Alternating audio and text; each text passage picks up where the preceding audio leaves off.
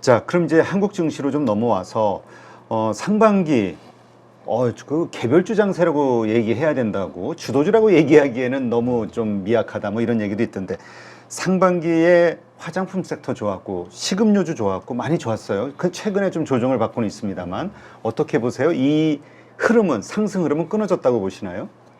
뭐 끊어졌다라기보다는 강했던 것만큼 지금 현재는 강하지 않고 좀 조정을 받고 있다라는 표현이 맞는데 사실은 이게 이제 순환매도 관점이라고 보고 있어요. 왜냐면은 지금 이게 장이 정말 좋은 대세 상승 장일 때는 예를 들어 코로나 이후에 2021년도 고점까지 올라가는 한 1년 정도는 사실 순환매도 없이 모든 업종이 다 올랐다면 지금은 그 정도의 강세장이 아니기 때문에 한 업종만 계속 갈 수는 없거든요. 그러면 가격 차이가 너무 난단 말이에요. 그러면 쟤는 너무 비싸지고 얘는 여전히 싸니까 비싼 애를 팔고 싼 애를 사게 돼 있죠. 그걸 이제 우리는 순환매라고 하고, 그래서 상반기에는 그나마 순환매에 포함되어 있던 애들이 바닥 대비 주가가 꽤 올랐던 거고요. 그 순환매에 포함되어 있던 애들이 말씀하셨던 대로 화장품이 있었을 것이고 전력기기가 있었을 것이고요. 방산주가 있었고 뭐 그 정도가 제일 강했던 것 같아요. 반도체, 전력기기, 방산주, 식음료주도 좀 음식료, 뭐 요런 정도가 그 강했던 순환매에 포함이 되어 있던 애들이고, 그럼 상대적으로 장이 뭐 그다지 완벽한 강세장이 아니었으니까 그 순환매에도 못 꼈던 애들이 있죠. 이제 아예 못 움직였거나 아예 떨어졌거나 이런 쪽의 업종들이 계속 우리가 하고 있는 2차 전지가 있었고요. 제약바이오는 사실 뭐 비만 쪽이나 의료회 쪽이나 뭐 의료기기 쪽, 뭐 이쪽은 움직였지만 전통적인 신약개발이나 바이오시밀러 쪽은 이렇게 못 움직였거든요. 네. 그래서 제약바이오, 2차 전지, 뭐 건설주, 뭐 이런 쪽이 못 움직였고, 움직인 쪽에서 중요한 걸 하나 빼먹었네요. 금융업이 움직였죠. 근데 맞아. 금융주도 많이 올랐어. 금융업이 움직인 건 사실은 명확하게 저는 밸류업 때문이라고 봐요. 그렇죠. 밸류업 프로그램 때문이라고 보고, 그래서 이렇게 상반기에 올랐던 업종이 있고 못 올랐던 업종이 있다면, 제가 말씀드렸던 순환매의 관점에서 본다면 못 올랐던 업종들도 움직일 가능성이 생기고 있다라고 또 볼 수 있습니다. 네.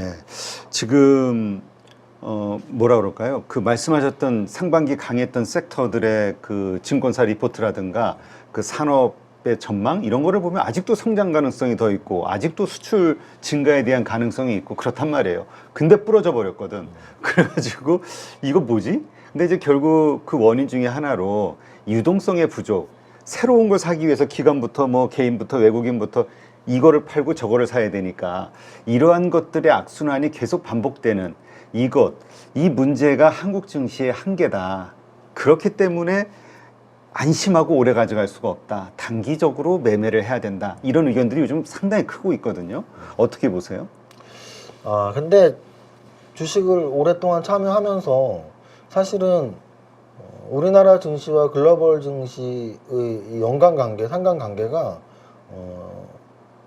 이렇게 끊어서 보면은 야 글로벌 되게 잘 가는데 우리만 못 가네. 또는 뭐 글로벌 못 가는데 우리는 좀 잘 가네. 이런 시기들이 있지만 길게 붙여서 보면 그래도 한 방향으로 움직였거든요. 그래서 결국은 우리나라 증시도 저는 유동성이 그렇게 지금 말라있는 상태가 아니고 오히려 지금 금리 인하의 시기가 오고 있기 때문에 유동성이 오히려 확보가 될 수 있다라고 보고 있고요. 또 하나는 또 중요한 게 하나 있죠. 금투세기가 되게 많았잖아요. 그렇죠. 그런데 뭐 사실은 금투세는 유해의 확률이 계속 높아지고 있기 때문에 그건 또 우리나라 자체만의 호재잖아요. 그러니까 결국은 이게 이제 글로벌 증시 대비 우리나라가 못 가는 이유를 계속 생각해야 되는데, 우리나라가 못 가는 이유에서 뭐 지정학적 리스크, 이거는 지금 사실은 뭐 분단국가 50년 이상이 됐기 때문에 뭐 더 말할 필요는 없는 거고, 그 다음에 이제 문제는 우리나라 증시 환경의 문제잖아요. 그렇죠. 증시 환경에서 뭐 공매도랄지 아니면 대주주 지분 양도세, 근데 그 나아가서 또 금투세 뭐 이런 내용들인데, 요것들이 좋은 쪽으로 좀 바뀌는 흐름들이 있어서, 왜냐면 나 금투세 때문에 주식 우리나라 무서울 것 같은데 뭐 이런 분위기가 되게 많았거든요. 저는 그렇게 동의하진 않았지만, 근데 실제 투자자들의 체감은 되게 깊었어요. 그런데 요즘 언론의 분위기로 봐서는 내년 시행이 안 될 것 같은데 라는 생각이 있어서, 그게 만약에 확정이 된다면 꽤 큰 호재가 되겠죠. 그러니까 하여튼 우리가 소위 한국 증시하면 박스피라고 얘기하는 한계. 이번에 오늘 또 2,800이 깨지면서 여기까지 뭐 우리 지난 주말에도 3,000 얘기 기대감이 막 있었는데 충분히 가능할 것 같았고. 근데 이렇게 되다 보니까 이거 진짜 진짜 짜증난다. 한계를 느끼는 뭐 인내의 한계를 느끼는 분들이 자꾸 나오더라고요. 반응들이. 근데 말씀하신 것처럼 우리 그 밸류업이라든가 이런 것들이 만약에 정착이 되면 한국 증시가 달라질 수 있을 거라고 보시나요? 저는 당연히 전고점을 뚫을 거라고 봐요. 그러니까 올해의 문제가 아니라 주식 시장이 살아 있다면, 뭐 우리나라가 망하는 나라가 되지 않는다면 주식 차트라는 건 결국은 전고점을 계속 뚫고 올라가는 거고요. 뭐 코로나가 계기가 돼서 유동성이 풍부해지면서 3,300까지 찍었던 고점을 지금 돌파하고 있지 못하지만 한 1년 이상 저점을 계속 안 깨고 고점을 갱신하는 패턴으로 왔거든요. 어찌 보면은 이번에 2,800까지 딱 올라왔던 그 날까지의 한 2달의 상승에 관한 조정일 수 있어요. 왜냐하면 지금 최근의 패턴을 보면 한 2~3달 정도 전고점 깨면서 올라갔다가 한 보름에서 한 달 정도 조정받고 다시 또 전고점 뚫으러 올라가면서 한 2~3달 올라갔다가 이 패턴을 지금 1년 이상 반복하고 있거든요. 그래서 지금의 조정이 2,800을 정점으로 찍고 내려가는 조정이 다시 뭐 1년, 2년 동안 2,800은 못 올라가 아니고 이제 조정이 끝나면 2,800을 돌파하는 상승이 나온단 말이에요. 그게 바로 3,000포인트로 가는 길이라고 저는 보고요. 그럼 또 이제 3,000 근처까지 갔다가 또 조정을 받겠죠. 그러면 또 한 달 조정 받다가 다시 한번 고점을 뚫는다면 전고점을 향한 돌파 가능성이 있다고 저는 봐요. 그래서 올해 저는 상반기 때 그런 말씀 많이 드렸었거든요. 상반기 때도 사실 위태위태한 순간들이 많았는데 금리 인하가 시작도 하기 전에 꺾이는 증시는 거의 없어요. 그래서 당연히 계속 상승장을 유지할 거라고 생각을 하고 있고요. 지금 하반기도 이제 뭐 7월 시작인데 어찌 보면은 올해 연말까지 제 나름대로의 수치는 3,000은 충분히 돌파하지 않을까 생각합니다. 알겠습니다. 하여튼 정부에서 좀 확실하게 좀 해줘야 되는데 지금 일정은 제대로 지금 얘기한 대로 로드맵대로 지금 진행이 되고 있는 건가요? 밸류업 관련된. 밸류업 같은 경우가 이제 아까 말씀드린 올해 금융주가 강했던 뭐 완벽한 이유죠. 근데 그게 사실 밸류업 프로그램에서 일정은 진행이 되고 있습니다. 그래서 이미 하고 있는 게 공시대도죠. 우리 뭐 주주환원 어떻게 할게.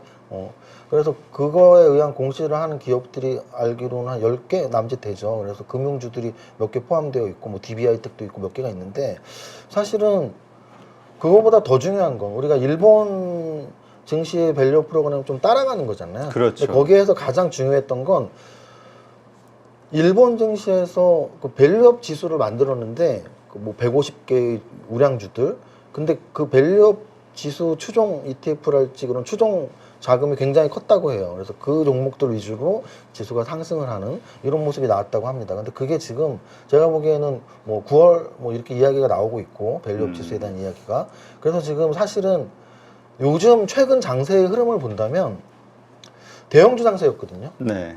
지수가 뭐 어제 오늘은 떨어졌으니까 여러분들은 확인이 안 되시겠지만 최근에는 지수가 올랐는데 지수가 예를 들어 0.5% 1% 올랐는데 등락 현황을 보면 하락 종목보다 상승 종목이 더 적을 때가 있었어요. 그 얘기는 뭐냐면 전반적인 상승이 아니라 대형주 위주의 상승이 나왔던 날이 꽤 많았다는 얘기고요. 지수가 상승하는데 하락 종목이 더 많았다는 얘기는.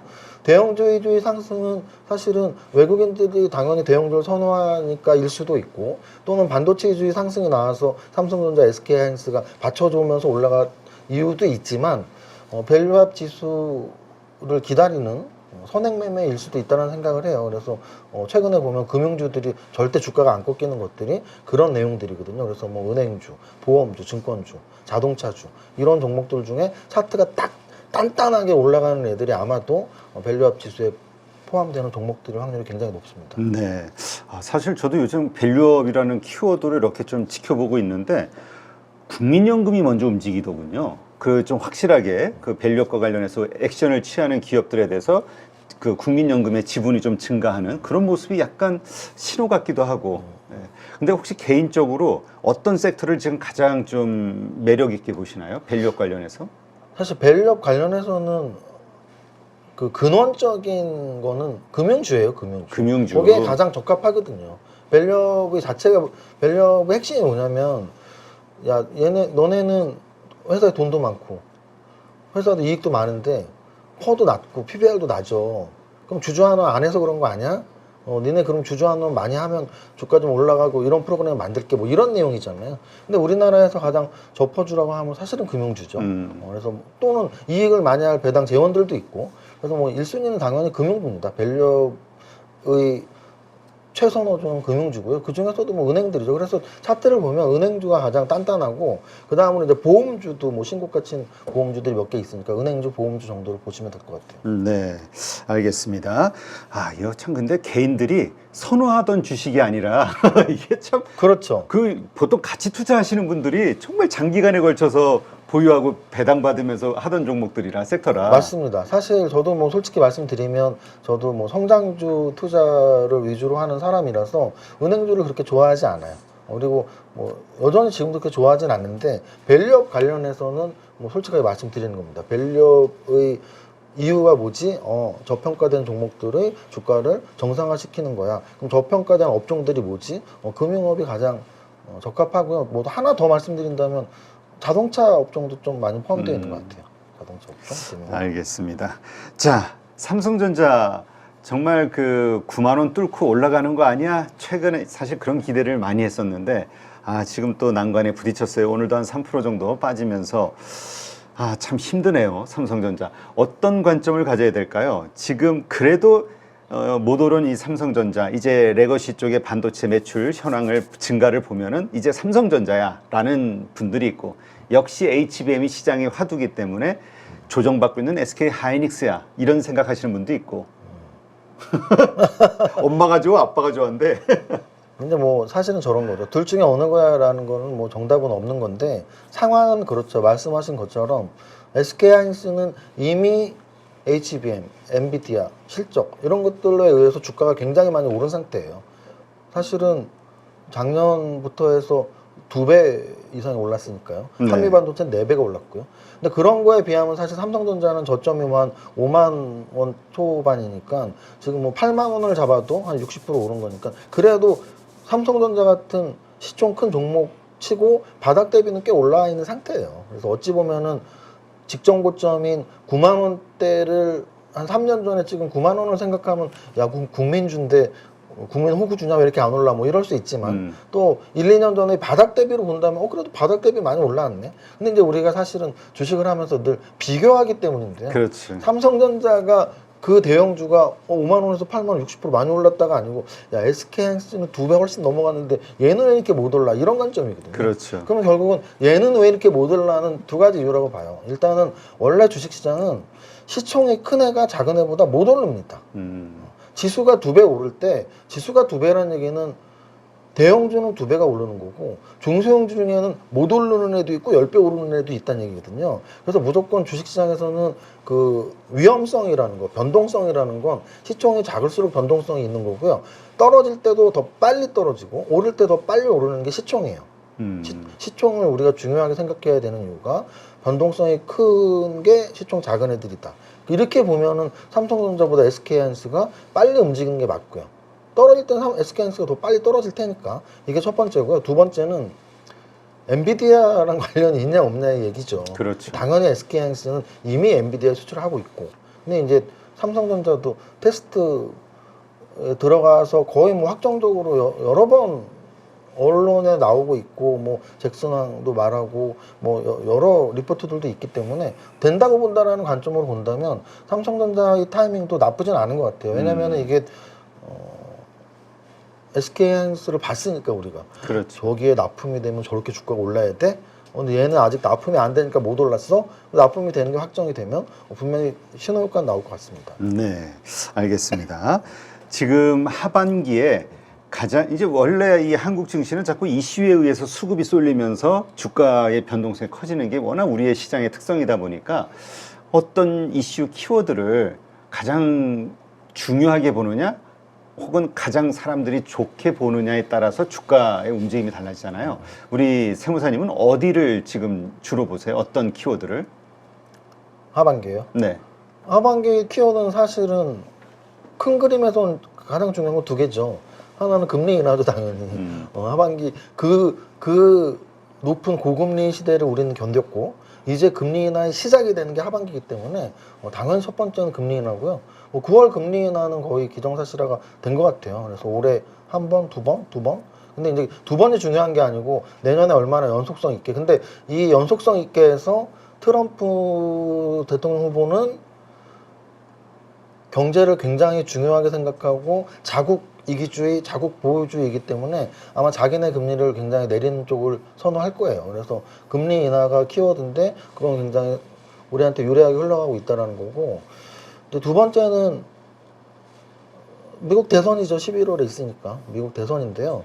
이제 아까도 제일 중요하게 서두에 서로 대화를 했지만 트럼프 대통령 후보가 대통령 당선이 되면 저는 과거 그럼 트럼프 대통령이 대통령 임기 때 2016년에 11월에 당선이 돼서 17, 18, 19, 20 요 4개년이거든요. 4개년 동안 미국 증시 다우지수 나스닥 지수 우리 코스닥 거래소 지수를 보면 나쁘지 않았습니다. 그래서 일단 좋다라고 보고 있어요. 트럼프 대통령이 되는 게 뭐 크게 나쁘지 않다.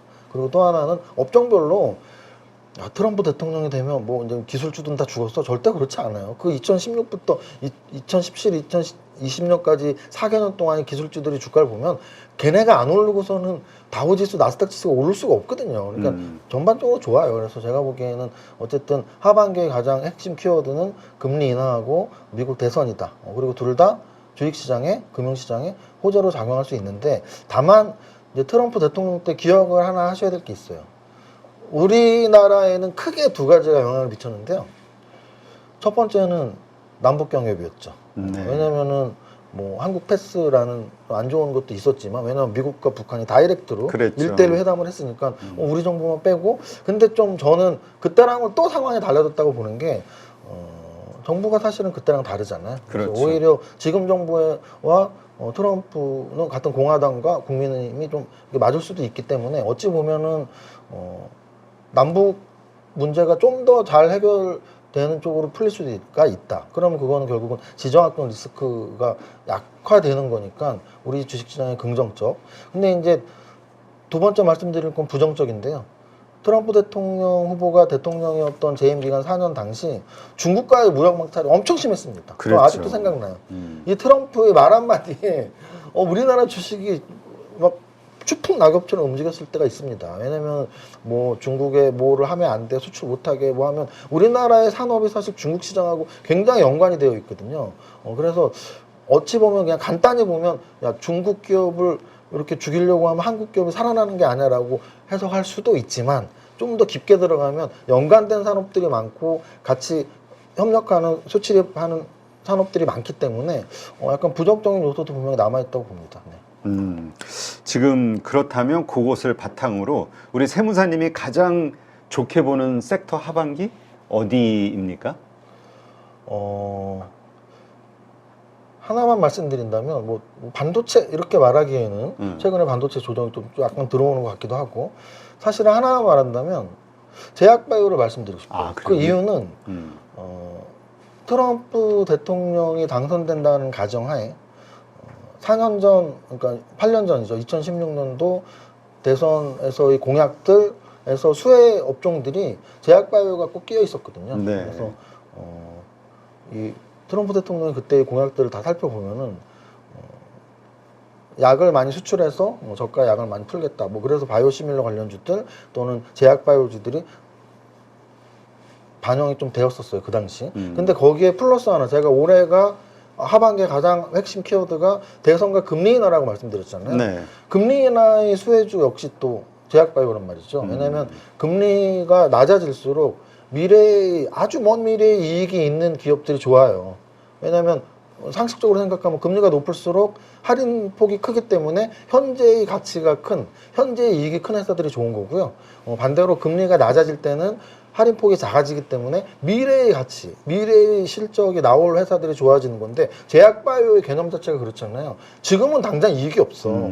근데 사실은 세상의 산업 판도가 올해부터 바뀌고 있어요. 네. 왜냐면은 비만 치료제 하나 만들었다고 시총이 공하나가 더 붙고 있죠. 마치 테슬라가 올라갔던 것처럼 전기차를 개발해서 테슬라가 올라갔던 것처럼 비만 치료제 하나 만들어서 공하나가 시가총액이 더 붙고 있어요. 근데 그 얘기는 결국은 뭐냐면 사실은 우리 인간의 생로병사에서 다이어트 중요하죠. 근데 더 중요한 건 결국은 삶과 죽음이잖아요. 정말 우리의 생명에 관계되는 신약 개발들은 계속 나올 것이고요.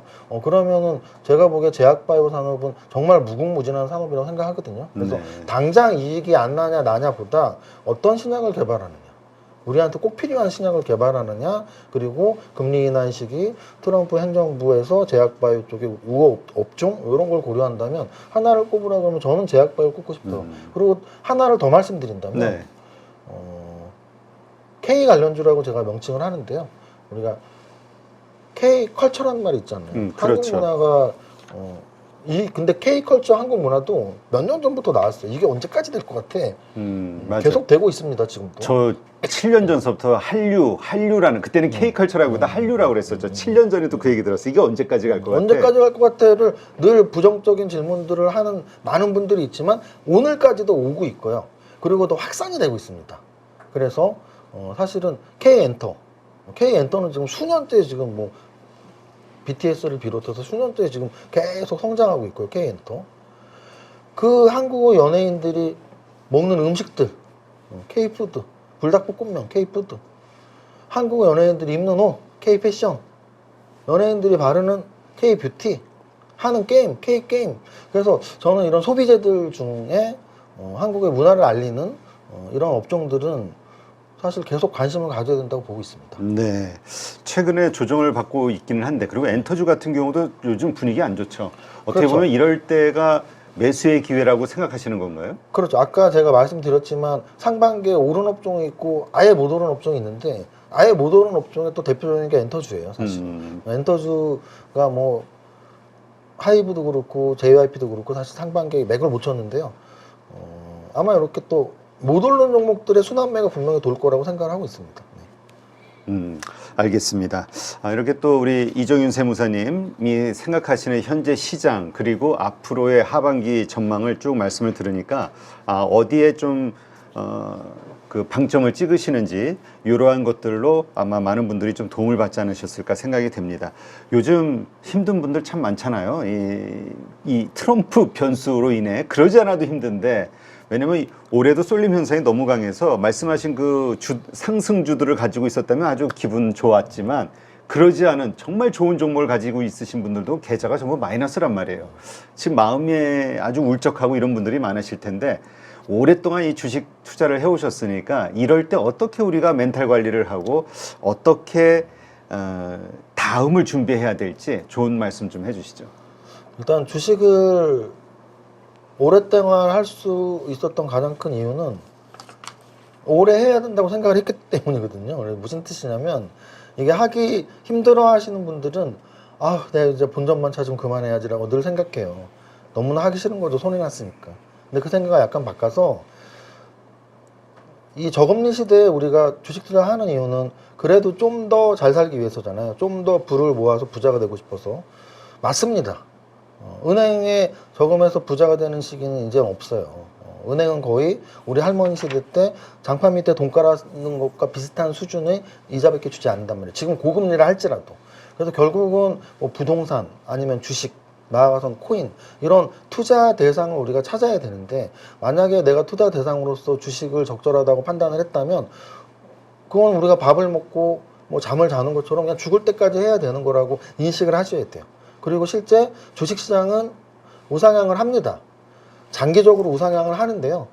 띄엄띄엄 보면은 부분을 보면은 굉장히 힘든 시기가 있는 거죠. 그래서 지금 만약에 힘들다고 생각한다면 지금은 힘든데 좋아지겠지. 왜? 중장기적으로는 당연히 우상향을 하니까. 그래서 지금 힘들다면 좀 좋아지겠지. 근데 만약에 몇 년 동안 좋았던 적이 한 번도 없고 중장기적으로 나는 개인적으로 너무 힘든데, 그럼 뭔가 투자를 잘못하고 있는 거죠. 투자를 잘못하고 있는 겁니다. 아마도 분산 투자랄지 기본 개념이 안 되어 있을 확률이 높아요. 예를 들어서 한 종목만 10년째 갖고 있는데 그 종목이 안 오르고 있다면 10년 동안 재미를 한 번도 못 본 거잖아요. 그래서 제가 꼭 강조드리고 싶은 건 주식은 평생 해야 되는 거야, 재테크는. 이렇게 생각을 전환 한번 해보시고, 그리고 그럼에도 불구하고 난 되게 오래 했는데 정말 오랫동안 재미 한 번도 없었는데, 그럼 뭔가 잘못되어 있다, 투자 방법이. 분산 투자도 배워보시고, 종목 선정 방법도 배워보시고, 마인드 컨트롤하는 방법도 배워갖고 즐겁고 성공하는 투자하셨으면 좋겠습니다.